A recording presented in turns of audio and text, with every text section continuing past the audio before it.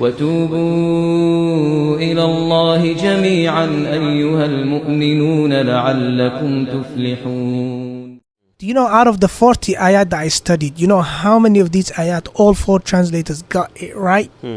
يعني all 4 actually got it right? 1 out of 40. Wow. هذه قدر الزكاة. Zakah is 1 out of 40. Wow. Only 1 out of 40. But if I would say which translation got Tadmeen more often right than others, I would say Muhammad Muhsin Khan and Hilali. Because they took from the books of tafsir.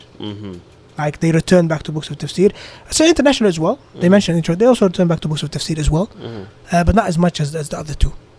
As far as the other two are concerned, yeah, it was a mixture. Yeah. Gotcha. It was a mixture. So you would say stick to those 2 translations when it comes to.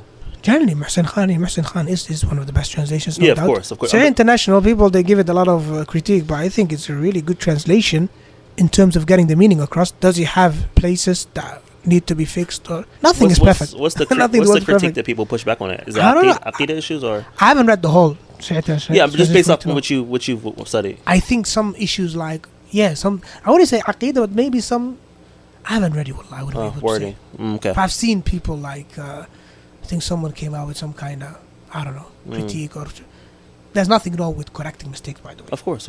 And no book is perfect other than the book of Allah subhanahu wa ta'ala. No doubt. But just generally speaking, from what I've read from their introduction, is that they actually did go back to some of the authentic books of tafsir.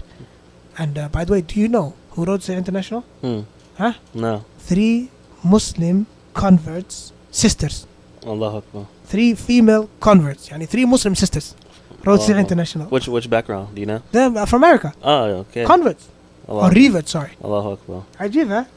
Yes, ajib jiddan. Yeah, subhanallah. And then they say, Islam doesn't empower women. What are you talking about? MashaAllah. Our akhawat, jazahunna Allahu khair. They've done an amazing job. That's interesting as well to go into. Maybe we got a fact checker over here. Fact check that as. That doesn't mean the fact checking. No, not fact checking. No, not fact checking on the international. No. What I meant to say is maybe you could find more information. Like, were they have Arab backgrounds, like in their family lineage, or was it like they study Arabic? Then they like things like this. Because I mean, to make it to a level where you're translating tafsir, then it's recognized internationally as reverts. That's impressive. I mean, I think one of them. I mean, they lived in Jeddah, by the way. And one of them used to teach the other ones. That's what I'm trying to say. I'm trying to get the background, like what's happening. No, I've got the background in the bahth as well, actually, because I actually introduced that thing. Mumtaz. So I read up on it. Aywa. I just wanted to give that fun fact, huh?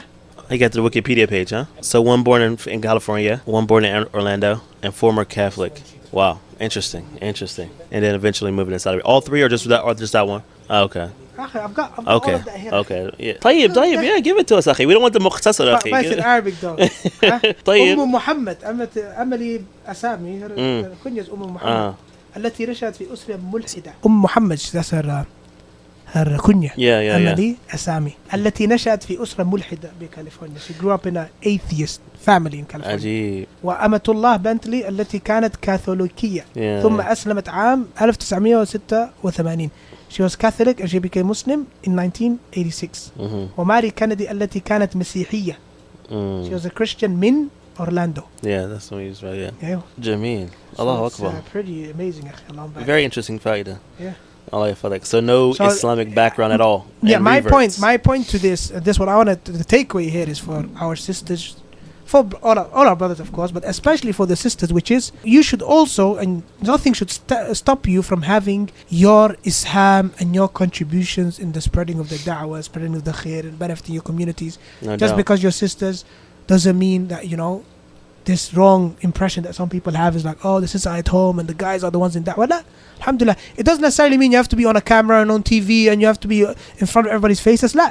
Look at these 3 sisters, Jazahunallah khairan. They produced a translation which is the most famous English translation, honestly. I believe is more widely used than Muhammad Muhsin Khan. It's the one you find when you watch the Qur'an channel, Mecca, the Kaaba. They use that. They use that International. Yeah, okay. See? So it's very widely used. So many English-speaking people are benefiting from this translation, and they did that from the comfort of their home. Without being their faces all over social media and what have you. ما يلزم. You can benefit the ummah, and Allah Ta'ala will give you reward. صح? And of course, we can go back to our history, يعني Aisha radiallahu anha, and how much she has contributed to the spread of of the knowledge of Islam and other sahabiyat and other a'lam. طيب